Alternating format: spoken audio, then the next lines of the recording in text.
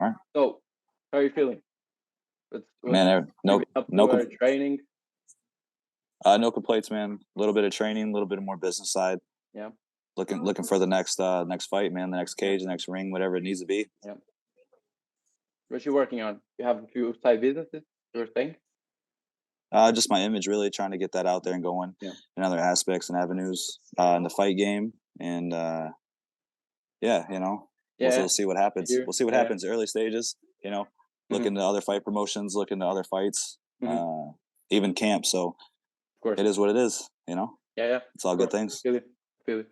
Yeah. So you're still training with Greg Nelson in Minnesota, or not?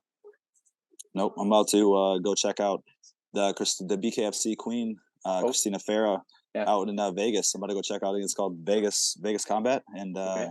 from what I see, man, it looks badass. I'm excited Okay. to drop Nice. down I don't know. sometime this week. Nice, nice. That's cool. That's cool.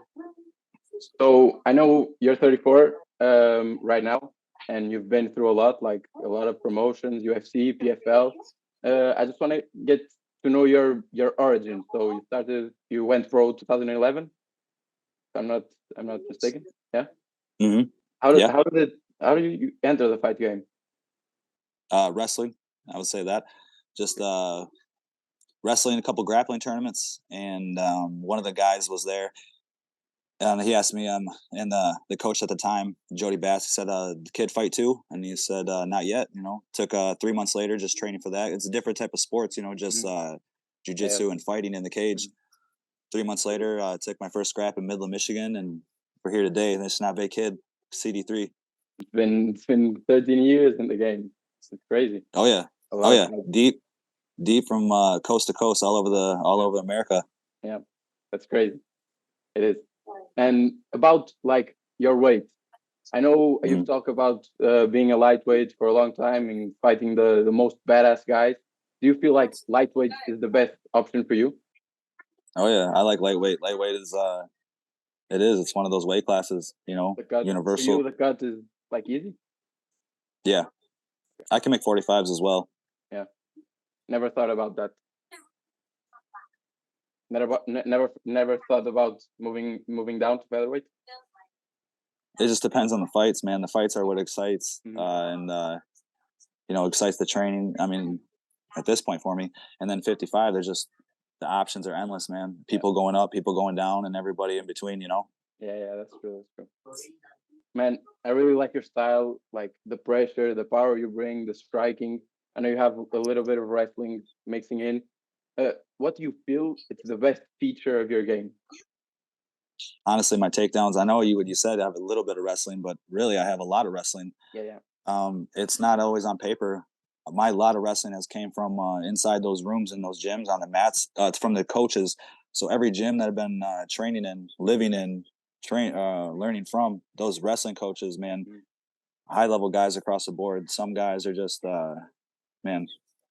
You got Kami Barzini, you got Brian Keck, you got Daryl Christensen, you have um, Steve Mako, Yeah. you have uh, you have and then the guys that I got to learn from even on high school level. I was able to be around, some of the guys that were just bred for, the wrestling mindset to, you know, push that onto, us individuals even back then. So then to be around these men, like you wouldn't even see my wrestling credentials on paper, but I mean, if we were to drill in a collegiate room, man, that's nothing, man, I believe you, man. to compete, like, Yeah, oh yeah, yeah, I'm about my snaps and underhooks and everything like that, dirty yeah, yeah. doubles.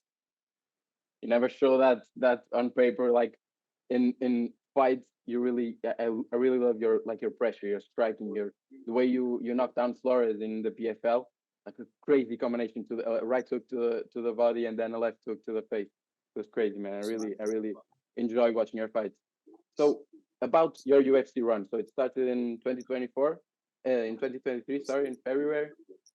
How do you feel in such a period of your career, like so late, 34 years old, not so late, but it's kind of like approaching the end. What do you feel you learned the most about these two fights in the UFC? Man, that's a good one. Really, I'm ready to keep fighting. Really, it's just makes me more. It's hungry, man. It's I'm not done yet. I'm ready to keep whooping ass. I didn't think I got the 30-26 round, so that's That leaves was a great. little like Man, I it leaves a really little like fucking yeah, I yeah, appreciate it, that dog. was the second round, and it was the second round, right? The 10-8 was the second round, Yeah, something like that. bro. I saw that and I was like, oh, 10-8 here, no, no, no, impossible. So That's what I'm saying, man. So little in things July, like that. you had that fight against Munoz. What do you think went like wrong in that fight? I understand that in the first, the short notice and all that stuff, it wasn't the Yeah. really a great start of Oh, the UFC. But in July, one little move, man. If you watch the third round, go in the third round, I go into a the double, southpaw, I go in there, just hook him instead of just setting it up with a feint or a jab, and the kid just countered at the right time, and it caught me at the right time because I remember when I ended on the cage and the ref came and I was like, all right, like we're in this, and then just he just caught me good in the fight right there. I would say that just jumping in to be hook. I remember my hook was laying in the fight. I was even the coach was saying, you're gonna knock this dude out. It's here it is. It's coming. It's coming. Let me just another hook right here. Let me feint him, hook him. But I just jumped in with the hook, and that's fighting for you. And shout out to the next guy. Now you get to feel the power of the coming after the something that's very educated and well set up this time. and basing my next question off that, like, do you regularly study your opponents? Like, do you watch a lot of tape on former fights from like Munoz or Solanke? Do you watch a lot of tape on that? Oh yeah, weeks, Really? fights. Oh yeah, fights, grappling matches. Amazing. Nice. So now moving on from the past, we went over your debut, we went over your UFC run. What do you feel? What's the future for CD3? Man, Disneyland, anything that's associated with the best. There's a bunch of avenues I'm going to get into. BKFC, we're in contact with Really? them. That's a little bit of a conversation going back. There's avenues and options there for anyone to come to Michigan. Okay. There's options for me to be a champion inside any organization. Even, I've been saying this before. I was going to create a title inside the UFC. A I wanted to mid-card fight for title. the Yeah, I saw that. I wanted the BMF title, and then I wanted to create the first Intercontinental UFC Championship title. Let me fight in Paris. Let me take it from Michigan all the way to the overseas and I'm back in again Paris for right the now. man. How is it? How's the weather? How's the food? Yeah, it's shit. The weather's shit. It's been like really cold. I'm from Portugal. I'm studying here, and like it's like 0 degrees, Well, -5 degrees. The food is great. even more of a it's even more of an excuse for the UFC to re-sign me and get Yeah, me thumping over there. Have you everyone come inside? It'll be warm. We'll have soup afterwards. that's great. So again, basing my next question off that, do you feel like the UFC is where you want to be?